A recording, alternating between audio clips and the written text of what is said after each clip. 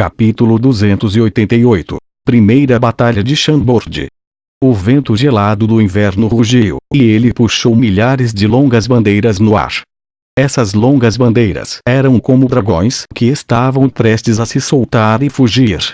A chegada do imperador e assim não significa que a cerimônia de sacrifício seria iniciada imediatamente. O bispo do ramo da Santa Igreja em Zenit ainda não estava lá. Essa cerimônia parecia muito estranha desde o começo. Da tradição, o bispo deveria ter chegado ao imperador para mostrar respeito e boa-fé. Afinal, embora a Santa Igreja fosse dominadora no continente, eles eram realmente rígidos em termos de manter as tradições e as etiquetas. No entanto, o bispo quebrou essa regra tácita hoje, inesperadamente, por não aparecer a tempo. O silêncio da longa espera era insuportável. O frio do inverno fez alguns dos mais fracos guerreiros tremerem no frio. Começar.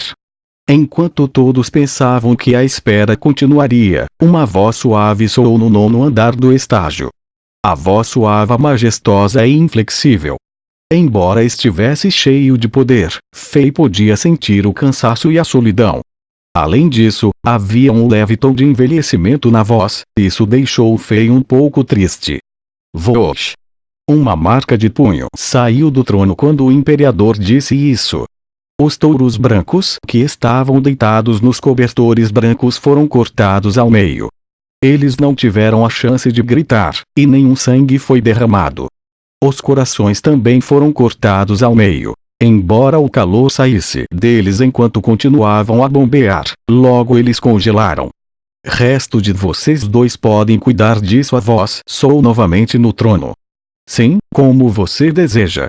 Os dois príncipes no 8º andar do estágio se ajoelharam e responderam. No momento seguinte, o trono de ouro subiu de repente para o céu.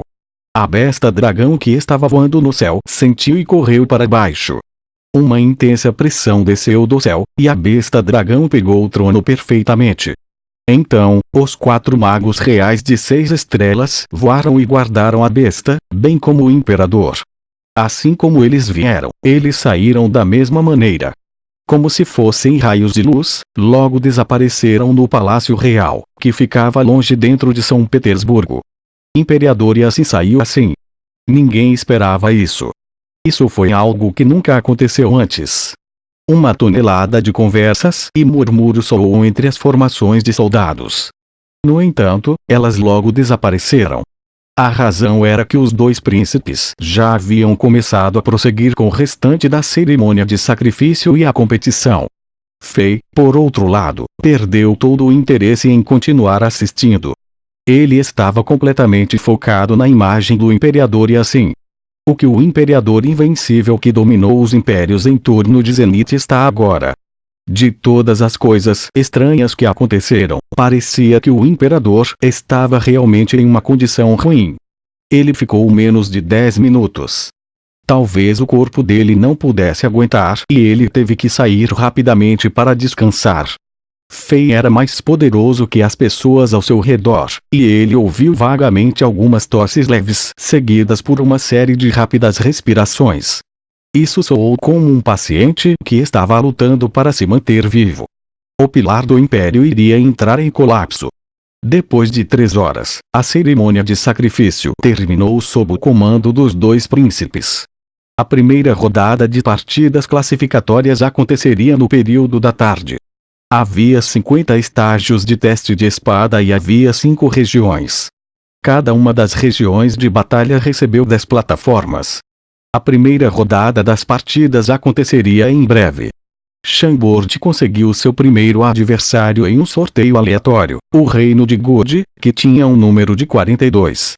O Reino Gud também estava localizado na região norte de Zenit. Era um reino afiliado de nível 3. Como os dois reinos não eram adjacentes, não havia qualquer relação entre eles.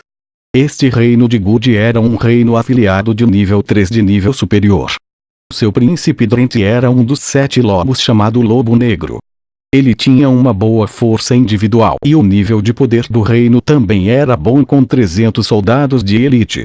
Muitas pessoas pensaram que o reino de Gud teve a chance de avançar para um reino afiliado de nível 2 nesta competição. Ninguém esperava que eles enfrentassem Chambord tão cedo. Agora, a perspectiva deles não era tão brilhante. Estágio de teste de espada no 44. Numerosas pessoas ao redor da plataforma. Plataformas populares onde reinos como Chambord lutariam estavam todos lotados. Exceto pelas duas áreas de descanso dos dois reinos, além de uma área VIP, em todos os outros lugares estava lotado. Toda a multidão estava olhando para cima e esperando por partidas individuais entre Chambord e Good.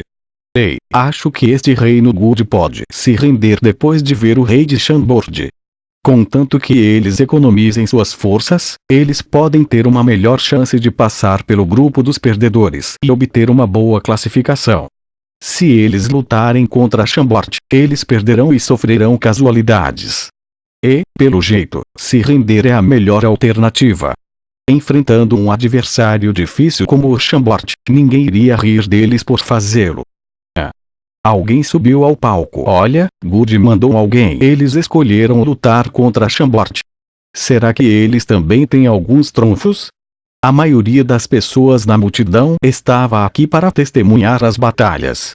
Alguns deles eram guerreiros que queriam ver as lutas entre guerreiros mestres e se aprimorar, alguns deles eram mercenários, e alguns deles eram batedores de outros reinos, mercadores que queriam vender coisas, apostadores que queriam ganhar apostas, poetas viajar que queriam inspirações para suas histórias. Havia todo tipo de pessoas.